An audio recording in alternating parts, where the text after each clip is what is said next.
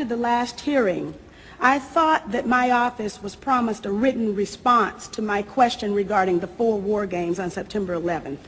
I have not yet received that response, but would like for you to respond to the questions that I've put to you today, and then I do expect the written response to my previous question, hopefully by the end of the week. The Congresswoman has raised the other question twice now, and I'd like to have General Myers respond because you mentioned it in the last hearing, and I think it would be helpful to get the answer even though we're on red, if you don't mind, Mr. Chairman. General Myers, go right ahead. But I would like to have the answer in writing as well, as I thought my office was promised. Okay, I don't know about the promise, Congresswoman, but could you repeat the question to make sure I'm answering the right question? This is 9/11 question. The question was, we had 4 war games going on September 11th, and the question that I tried to pose before the Secretary had to go to lunch was whether or not the activities of the 4 war games going on September 11th actually impaired our ability to respond to the attacks.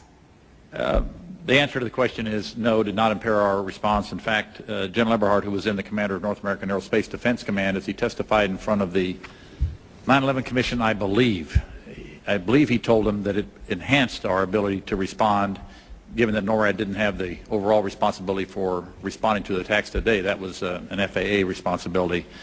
But they were 2 CPXs. There was 1 Department of Justice exercise that didn't have anything to do with the other 3, and there was an actual operation ongoing because there was some Russian bomber activity up near Alaska. So let me ask you this then. Who was in charge of managing those war games?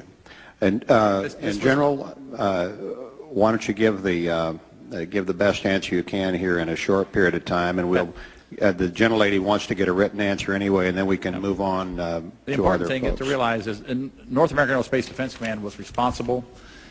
These are command post exercises. What that means is all the battle positions that are normally not filled are indeed filled.